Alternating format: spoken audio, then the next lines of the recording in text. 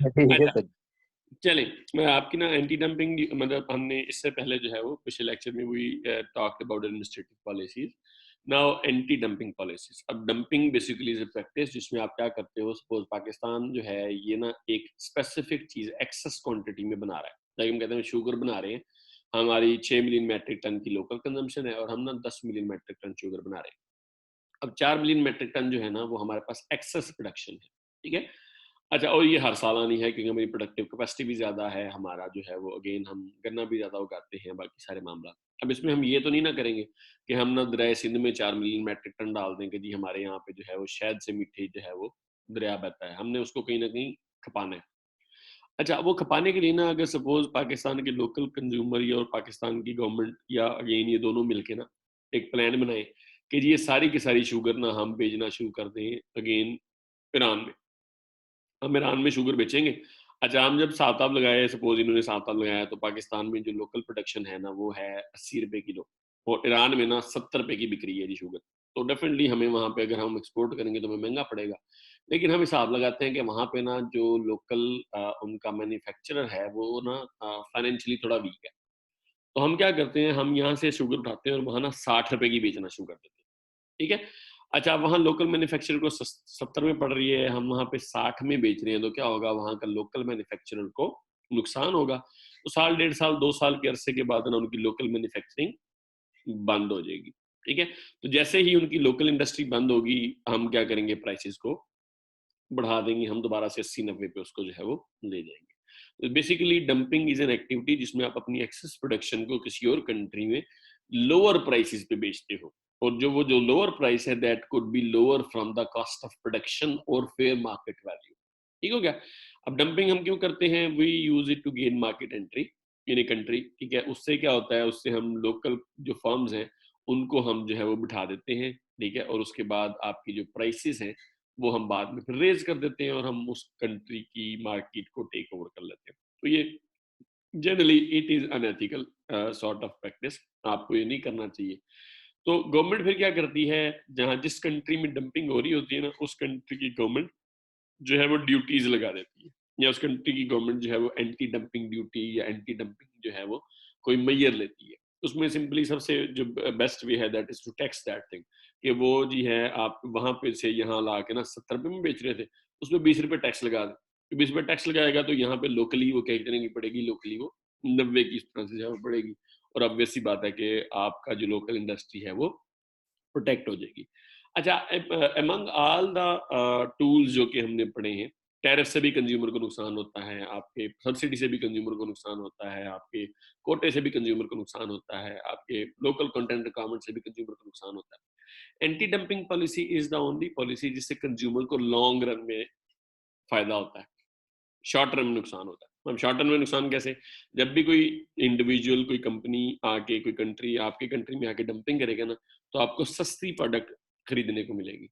तो ऑब्वियस सी बात है कि सस्ती प्रोडक्ट और महंगी प्रोडक्ट तो आपको शॉर्ट टर्म में नुकसान हो गया एज ए कंज्यूमर, लेकिन लॉन्ग रन में जब आपका लोकल बिजनेस बैठ जाएगा तो क्या होगा, अनएम्प्लॉयमेंट भी बढ़ेगी, तो क्या होगा, ऑब्वियस सी बात है कि बाद में प्राइसेस भी बढ़ा देंगे, तो उस कॉन्टेक्स्ट में आपको लॉन्ग रन में एज ए कंज्यूमर नुकसान हो रहा होता है।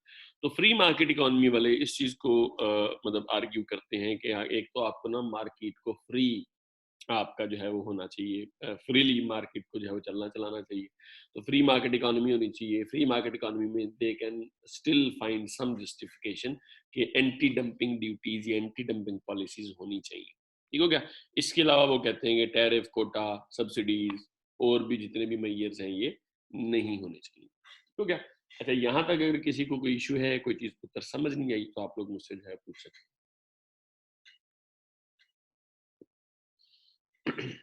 हाँ जी, बता। नहीं सर जी क्लियर है, बाकी एक दफा खुद भी देख लेंगे सर जी, बस इसकी स्लाइड से आप काइंडली सेंड कर दें इस नहीं चैप्टर पता, की। मैं अभी कर देता हूँ स्लाइड का, मतलब फौरन अभी आपको ना व्हाट्सएप पे मेरे ये आ जाएंगे slides, ठीक हो गया। जी सर। अच्छा, मतलब अब ना थैंक यू। आर्ग्यूमेंट्स हैं अगेन, देर मतलब जो क्यूरिस्ट हैं वो कहते हैं कि नहीं होने चाहिए गवर्नमेंट इंटरवेंशन, लेकिन फिर ना उसके अगेंस्ट कुछ आर्ग्यूमेंट्स देते हैं दूसरी साइड वाले। वो ये कहते हैं कि there should be some government intervention. अब वो क्यों कहते हैं, पहला तो ये है कि देश है कि आपकी ना जॉब प्रोटेक्शन और इंडस्ट्री प्रोटेक्शन के लिए जरूरी है कि गवर्नमेंट इंटरवीन करे। इसको ना हम बड़ा लार्जली डिस्कस कर चुके हैं कि जब भी हमने लोकल इंडस्ट्री को, लोकल जॉब्स को प्रोटेक्ट करना है, तो हम क्या करेंगे, हम इंपोर्ट्स को उस तरह से रिस्ट्रिक्ट करेंगे ताकि लोकल मैन्युफैक्चरिंग, लोकल मामला जो है वो चलते चलाते रहें। ठीक हो गया। दूसरा जो आर्गुमेंट वो देते हैं, वो कहते हैं कि there should be national security reasons. अब नेशनल सिक्योरिटी रीजंस क्या है? सपोज हम कहते हैं कि पाकिस्तान ने ना अभी चाइना के साथ मिलके ना एक जहाज बनाया है। अब पाकिस्तान ना कभी भी नहीं चाहेगा कि ये जहाज अमेरिका के पास जाए, ठीक है? तो generally there are defence reasons जिनकी बेस पे ना गवर्नमेंट इंटरवेंशन जरूरी है, गवर्नमेंट रिस्ट्रिक्ट कर देती है कि क्या चीज आएगी, क्या चीज नहीं आएगी। इसी तरह से सपोज हम ना कभी भी इंडिया से जहाज मिसाइल नहीं खरीद सकते, या हम इंडिया से जहाज और मिसाइल नहीं खरीदेंगे, हम इंडिया की किसी कंपनी से भी जहाज और मिसाइल नहीं खरीदेंगे, बिकॉज ऑफ द ऑब्वियसली बात है नेशनल सिक्योरिटी रीजन। ठीक है, अमेरिकन भी इसी तरह से करते हैं। अमेरिकन क्या करते हैं, अमेरिका में ना most of the defence industry privatise है। ठीक है, अब गवर्नमेंट क्या करती है, गवर्नमेंट डिफेंस इंडस्ट्री को सब्सिडी देती है, पैसे देती है, वो इनोवेशन करते हैं, नए जहाज हथियार वगैरह बनते हैं, और वो सारे के सारी चीजें कौन खरीदता है, वो जो है वो यूएस गवर्नमेंट ही खरीदती है। ठीक है, जब तक उनकी चीजें पुरानी नहीं हो जाती, मतलब अब उन्होंने ना ओवर द टाइम अमेरिकन ने अच्छे जहाज बना लिए हैं, लेकिन अभी तक वो जिनका कमर्शियल जहाज है वो F-16 है। अभी तक पाकिस्तान को पाकिस्तान दूसरे कंट्रीज को क्या करते हैं, वो F-16 बेचते हैं, और पाकिस्तान में भी यही हिसाब किताब है अल्टीमेटली। तो गवर्नमेंट की डिफेंस इंडस्ट्री में इंटरवेंशन जो है that is very much necessary, जो कि आर्ग्यू किया जाता है कि डिफेंस इंडस्ट्री को आप खुला छोड़ देंगे तो इंडस्ट्री ने क्या करना है, इंडस्ट्री ने ऑब्वियस सी बात है कि पैसे कमाने के लिए पाकिस्तान की इंडस्ट्री है वो इंडिया को भी चीज बेच देगी। अब पाकिस्तान के पास भी वही जहाज है, इंडिया के पास भी वही जहाज है, तो अल्टीमेटली क्या होगा, मामला खराब होंगे। तो यहाँ पे फिर गवर्नमेंट का रोल आ जाता है कि government should intervene in the defence industry. ठीक है, नेक्स्ट रीजन वो कहते हैं कि you should retaliate against the unjustifiable thing. मतलब अगेन नथिंग, जिस तरह से रिसेंट जो ट्रेड वार है चाइना और अमेरिका की, इसमें अमेरिकन को ये लगा कि चाइना वाले जो है वो अपनी औकात से जो है वो बढ़ रहे हैं, तो उन्होंने क्या किया, उन्होंने उन पर ट्रेड रिस्ट्रिक्शन लगा ली।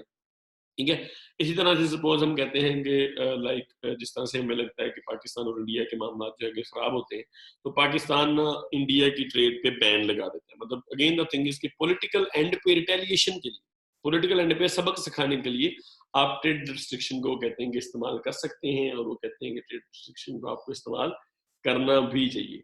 लेकिन इसकी एक डाउन साइड है, इससे ना ट्रेड वार शुरू हो जाती है। ठीक है, अगेन उसी तरह से जिस तरह से अमेरिका ने रिटेलिएट किया और चाइना ने उनको आंसर बैक किया, तो वो ट्रेड वार शुरू होगी, और दोनों कंट्रीज एक दूसरे की ट्रेड को रिस्ट्रिक्ट करने की कोशिश उस तरह से भी करने लग जाती हैं, जिससे ओवरऑल जो इंटरनेशनल ट्रेड है उस पर बड़े नेगेटिव असरात जो है वो पड़ते हैं। लेकिन अगेन दे आर्ग्यू कि जब किसी गवर्नमेंट को या किसी कंट्री को ये लगे कि उनके मफादात जो हैं वो कंप्रोमाइज हो रहे हैं, तो ट्रेड को एज ए पॉलिसी मैयर इस्तेमाल कर सकते हैं to retaliate against the opposing nation. ठीक हो गया। ये जो ऑयल है, ये इसको एज ए हथियार सबसे पहले सऊदी अरब ने इस्तेमाल किया था। ठीक है, और उसकी ना बड़ी उसको दुनिया फिर ऑयल क्राइसिस के नाम से या पेट्रो डॉलर के नाम से उस तरह से जो जानती है कि ऑयल शॉक आया था पूरी दुनिया में, पूरी दुनिया की इकोनॉमी बैठ गई थी। ठीक हो गया। तो सपोज मैं कहता हूँ कि सपोज सऊदी अरब जो है, Saudi Arab is the only country जिसके पास ऑयल है। ठीक है, अब सऊदी अरब कहता है कि भाई मैंने नहीं देना ऑयल आपको जब तक आप ये बात नहीं मानेंगे। ठीक है, तो उस कॉन्टेक्स्ट में क्या होगा, सपोज सऊदी अरब कहता है अमेरिका को कि मैं आपको उस टाइम तक ऑयल नहीं दूंगा जब तक आप ना फलस्तीन से जो है वो कब्जा नहीं छुड़ा देते इसराइल का। ठीक है, अब again this could be used for that retaliation purpose. ठीक है, वो बाद में खैर अमेरिकन ने ओवर द टाइम होल्ड कर लिया, शाह फहद को उन्होंने मरवा दिया, या शाह फहद जो है उसका मर्डर हो गया किसी तरह से, तो मामला जो है वीज आउट हो गए। लेकिन अगेन इस्तेमाल हो सकता है, लेकिन इस कॉन्टेक्स्ट में you need to have the power. अगर आपके पास कोई ऐसी यूनिक चीज है जिसके बगैर दुनिया का गुजारा नहीं है, तो आप रिटेलिएशन के तौर पे जो है ट्रेड पॉलिसी को इस्तेमाल कर सकते हैं। ठीक हो गया। इसी तरह से आप अपने कंज्यूमर को प्रोटेक्ट करने के लिए भी इसको इस्तेमाल कर सकते हैं। मतलब सपोज मोस्ट ऑफ द अफ्यून जो थी, अफ्यून की कास्ट होती थी कहाँ पे भला, अफगानिस्तान। ठीक है, तो अगर आप अनसेफ प्रोडक्ट्स से बचाने के लिए, सपोज हम कहते हैं कि पाकिस्तान में ना आजकल वो डिबेट चल रही है कि जितनी भी गाड़ियां पाकिस्तान में आती हैं, इंपोर्ट होती हैं, उनकी ना सिक्योरिटी फीचर इतने अच्छे नहीं, सेफ्टी फीचर उनके इतने अच्छे नहीं होते। लाइक उनमें जो है वो एयर बैग नहीं होते, उनमें बाकी मामला नहीं होते। तो दे आर सेइंग कि आपको अपनी ट्रेड पॉलिसी में इस चीज को भी लेके आना चाहिए कि आप ना ऐसी प्रोडक्ट्स को इंपोर्ट बैन कर दें, ठीक है। लाइक आपको लगता है कि जी सपोज हम कहते हैं कि जो है ना कोका कोला, इससे ना आपका जो है वो मुतासर होता है लंग्स या आपकी जो है ऐसी बीमारियां बढ़ती है, तो you can straight out ban that thing. तो अनसेफ प्रोडक्ट को बैन करने के लिए भी आपने जो है वो गवर्नमेंट की इंटरवेंशन जो है उसको इस्तेमाल जो है वो करना होता है आपने, ठीक हो गया। अच्छा, फिर आपके फॉरेन पॉलिसी ऑब्जेक्टिव्स है, ठीक है।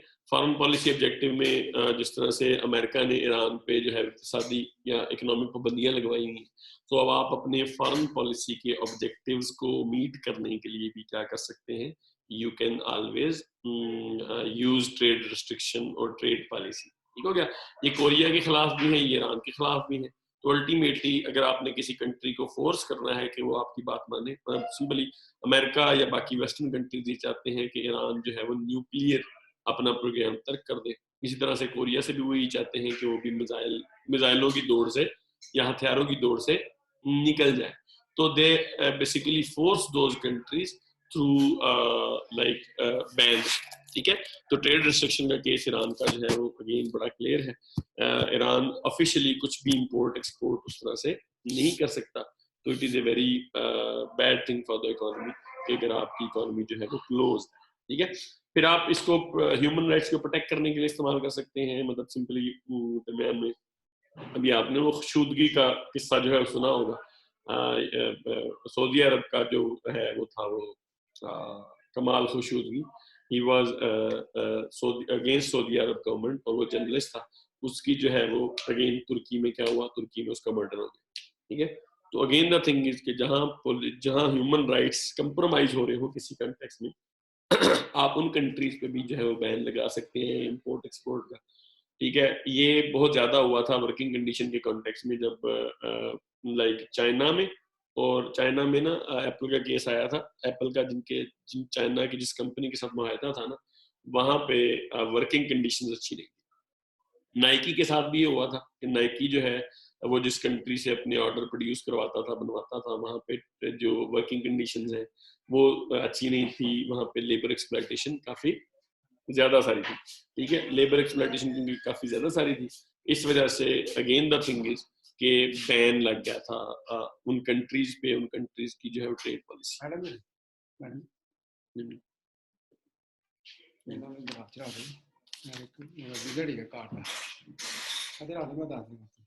ठीक है, ठीक हो गया। अच्छा, इसके अलावा आप इन्वायरमेंट को प्रोटेक्ट करने के लिए भी उस तरह से इस्तेमाल जो है वो कर सकते हैं, मतलब अगर आपको लगता है कि एक ऐसा स्पेसिफिक कंट्री है या एक ऐसी स्पेसिफिक कंपनी है जिसकी इन्वायरमेंटल पॉलिसीज अच्छी नहीं है, तो आप उसकी प्रोडक्ट को भी क्या कर सकते हो, अपने मुल्क में आने से रिस्ट्रिक्ट कर सकते हो। तो ये ह्यूमन राइट्स और इन्वायरमेंट के कॉन्टेक्स्ट में भी ये चीजें इस्तेमाल हो सकती है।